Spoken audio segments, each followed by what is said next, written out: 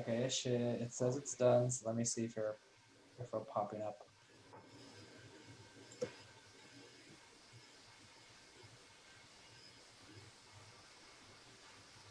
Hey, we are live at Bakersfield College Virtual. I'm Dr. Damani, I'm Director at Student Life at Bakersfield College. Welcome to today's Bakersfield College Student Government Association's Renegade Alumni Council live interview. Today's interview will be hosted by BCSGA President from 2019, Miss Ashley Harp. Thank you very much. Enjoy your time together. Hi, my name's Ashley. I was the SGA president from 2018 to 2019. Since then, I moved to UC Berkeley and I'm about to graduate this December. Today, I'll be interviewing Miss Ines Castillo. And so today, my first question for you is, I would like you to tell me a little bit about yourself, just like a brief bio, if you would. So I guess starting off with basics. I guess I'm 22 years old. I'm in Aries. No. Starting off with basics, I'm a first-gen college student. So parents came from Mexico. I'm like the first one here. Let's see. Oh, there's not much to it. I like art. I guess hobbies include hiking, my pets. There's not much to it. Seeing friends with social distancing, and probably reading. I love that. All right, I guess first real interview question is, when did you go to BC and like what years, and what was your favorite part about going to BC? I went to BC straight out of high school. So I think I graduated like maybe on a Thursday. And I think by Monday I was taking summer school in 2016. And then I went for 3 years because I kind of didn't know what I was doing in terms of what I wanted to do. So I stayed there for about 3 years. And the question was, how did it influence my future career, right? What was your favorite part about being at BC? Oh, favorite? The social aspect, but I think now that I'm in a different school, I think I really value the small class size and just getting to know the faculty a lot better, where I go to UC Irvine right now, so it's a lot more difficult to actually like get to know your faculty or get to have like a question answered, where you have to like go through the TAs. And I really took that for granted at BC. I took granted like the tutoring sessions they had, the one-on-ones they had, the small class sizes, like they got to know you, they knew you by your first name. And I think that's probably one of my favorite parts. I think financially, the fact that it was so inexpensive as well, I really took that part for granted. And I think those are all my favorite parts, really.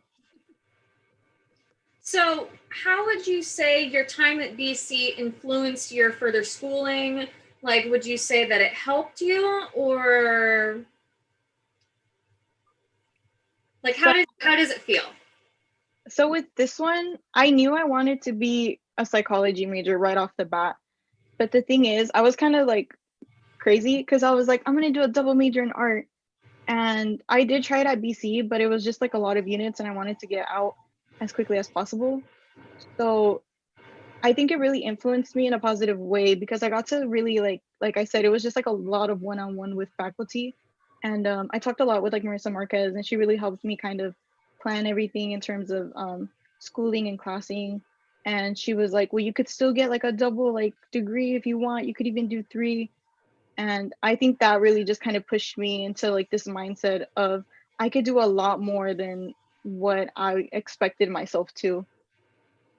And I think just like the fact that that's an option at BC, I just also think that's like really cool. So I was like, if this is an option here, then like I could do this anywhere else if I really try. Keyword. But yeah, I think it just really gave me like that boost of confidence to like go out and do what I needed to do. If you could tell yourself, like the Inez that was going into Bakersfield College, one thing, what piece of advice would you give that young renegade just fresh out of high school?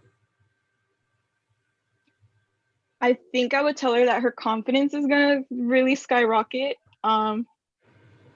I think another thing would be to really value what's in your hometown, probably, I mean, once you leave, there's a lot of, I mean, it's really cool leaving, but at the same time, like, there's just times when you're sitting there and you're like, dang, I miss sitting like right in front of the little cafeteria area and looking at like the 1960s architecture. Like, it's just a lot of little things that I guess I would just tell her not to take things for granted, or not to have like this specific view of I need to leave, and just kind of slow down and really like immerse yourself in the environment and really just kind of enjoy the view. I guess not to run through life, basically. Just take your time. I think that's something I would tell myself. I kind of feel the same way. Just like slow down, actually enjoy BC, because I feel like I took it a lot for granted too. What do you hope to do after you finish school? Don't ask me this, I'm a senior. Okay. Not sure. As a psychology major during the COVID epidemic, there's not a lot of career opportunities that I could just jump straight forward into. So I'm kind of taking my time. I think I'm gonna do a third year. And in terms of like future wise, I think I'm just gonna end up going into grad school, maybe getting some more like experience in maybe labs or something like that. Yeah, I was looking at the jobs and they just don't look promising with the bachelors. And I was like, you know what, let's do it. Let's get a master's, if anything higher. What were some of your favorite resources at BC, or now that you're at Irvine, what are some of your favorite things that you've like utilized during your time at BC or even at Irvine? I know for BC, it was like the library for sure. I think all the workshops they had in terms of research, I know those, even to this day, I still look back at like some of my notes that I took during those just to put into like, you know, like what do I need to do when I am doing research or something. There was another one, I think the tutoring center, specifically, I don't know if you guys still have the math hub. The math hub was like a big help because I'm gifted in a lot of things and math isn't one of those. So that one for sure was like something I was always like going to. I don't know if this counts as resources. Professor like office hours, that was another big one where I was always like being like, can you help me? I don't get this. I think for Irvine, it might be just like the pantry. And then right now there isn't a lot where you could actually like physically go, but there are like a lot of like online like transfer hubs and things like that. They're like really great in terms of Irvine. It kind of gives you like a community of, you know, you're not the only one who didn't go to here for 4 years. So it's just really nice to have that. I think also when you transfer, you're really out of the loop in things. You're just like, I didn't know we had to have like labs for the past 4 years. Like what? You could do that? So that really, they really help you with like career planning and everything. I think when I left, I didn't know what a CV was. And when I got there, someone was like, yeah, that's, you know, when you're trying to be competitive and it's like a resume, but academics. And I was like, oh my God, I don't even have like a complete like good resume yet. I haven't edited it in like 7 years or something. So I think those are like my personal favorite resources. To this day, I still don't know what a CV is. But anyways, who would you say was your favorite professor or staff member at your time at BC? Dr. David Reese in the sociology department. What was He your was favorite? my favorite. Who was my what? What was your favorite part about them? I think I took him all 3 years, and I just never planned it. He just was he always had like the classes I wanted to take or something, so I just ended up having him. He had like a really cool sense of humor. I really like the way he explained things. Just him explaining it just made sense to me. Like everything just clicked. I was like, I get this. I could be like a sociologist or something. And it was just, he was amazing. His homework was pretty easy. The readings were pretty great. I think the books he picked out were pretty interesting too. So they weren't any like textbooks that had me falling asleep or just dreading like me reading them or anything like that.